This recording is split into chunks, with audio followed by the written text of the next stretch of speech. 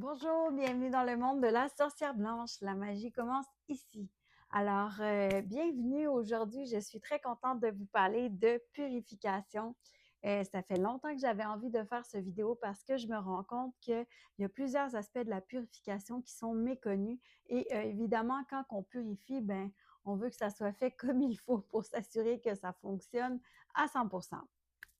Alors, tout d'abord, je commence par vous dire qu'il y a plusieurs outils qu'on peut utiliser pour faire la purification.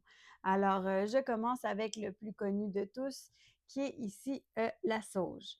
Alors, la sauge, c'est en fait un attachement de petites feuilles de sauge un petit bouquet là, qui est bien attaché ensemble. Et ce qui fait que la sauge est particulière, vous allez le voir, c'est qu'elle brûle très, très lentement.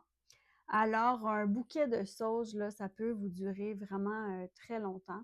Alors, on attend que le feu se soit dissipé et ensuite, ça va laisser place à une petite fumée comme ça. Et c'est cette fumée-là qui a les propriétés de purifier. Alors, premièrement, ce qu'il faut savoir avec la sauge, c'est qu'elle a un pouvoir de bannissement. C'est-à-dire que ça va vraiment tout enlever les énergies contenues dans la pièce ou l'objet qu'on purifie. Mais quand je dis tout, c'est tout. Ça veut dire autant les mauvaises que les bonnes. Alors ça, il faut faire attention avec ça. Qu'est-ce qui est très important lorsqu'on purifie, c'est d'aller remplir ensuite la pièce avec des énergies positives parce que la sauge va vraiment aller raser et enlever toutes les énergies qui sont dans la pièce. Alors, ça, c'est très important. Alors, comme vous pouvez le voir, la sauge ne brûle très, très lentement. Donc, ça va vous durer très, très longtemps, votre petit bâton de sauge. Alors, moi, j'aime bien avoir un petit bocal avec du sable pour venir l'éteindre en toute douceur, là, comparativement à ceux qui la mouillent à l'eau. J'aime croire que la sauge n'aime pas être mouillée. Alors, ensuite, on voit souvent des gens qui vont avoir un coquillage. Le coquillage qu'on voit normalement, c'est la ballonne, je crois, qui est un coquillage avec du nacre à l'intérieur et quelques petits trous. C'est important d'en avoir un gros. Moi, j'aime bien travailler avec la coquille Saint-Jacques parce que la coquille Saint-Jacques est un coquillage qui renforce l'énergie positive par son rayonnement. Alors, ces petits rayons qui sont comme un peu des rayons de soleil vont aller propager l'énergie positive. Alors, la façon de le tenir, c'est comme ceci. On va venir tenir l'encens d'une main et le coquillage au-dessus, évidemment, pour pas que la cendre tombe partout dans la maison. Ensuite de ça, on voit souvent les gens travailler avec une plume. Donc, la plume, ce qu'elle va faire, c'est qu'on va aller avec des petits mouvements comme ça pour aller propager la fumée un peu partout dans la maison. Si vous n'avez pas de plume, ce n'est pas grave. Je vous le dis, vous pouvez aussi travailler avec votre main, ça fait le travail. Il y a aussi des petits éventails de plumes qui existent, mais honnêtement, ça fonctionne très bien, que ce soit une main ou une plume. Alors, voilà.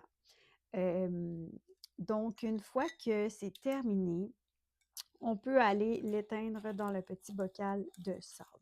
Alors, pour la sauge, souvent, on va entendre que c'est important de faire tout le tour de la pièce, de faire le tour de la fenêtre, de faire le tour de chaque mur, de chaque porte.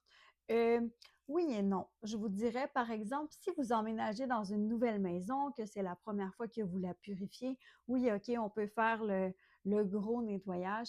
Mais si c'est de l'entretien, que c'est quelque chose que vous aimez faire au changement de saison ou une fois par mois, on n'est pas obligé là, de faire la totale. En fait, j'ai envie de dire, suivez votre intuition. Allez-y selon votre feeling, selon ce que vous avez envie de faire et ça va fonctionner. Alors, autre chose très importante quand on purifie, c'est qu'on ne fait pas simplement brûler quelque chose. C'est important d'avoir la visualisation, mais surtout de le faire avec intention.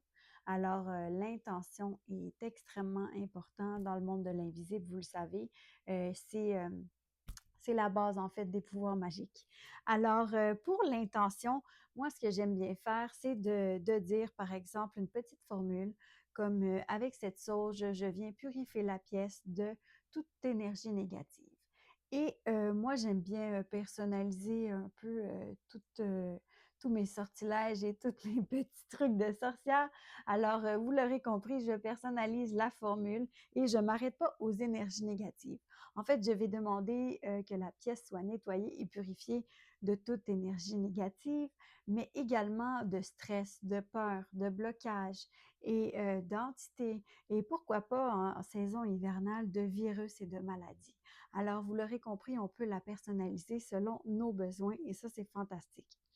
Alors, une fois que c'est fait, vous allez pouvoir passer à l'étape très importante de remplir la pièce avec des énergies positives. Parce que j'en ai parlé tantôt, la sauge, un pouvoir de bannissement qui va vraiment tout enlever les énergies, autant les négatives que les positives.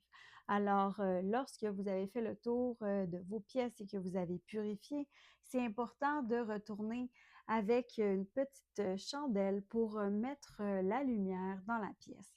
Alors, vous pouvez réciter une petite formule, comme par exemple, avec cette lumière, je remplis la pièce de paix, de joie et d'amour. Et là, vous répétez comme ça tout le long que vous faites le tour de la pièce. Alors ça, c'est très important.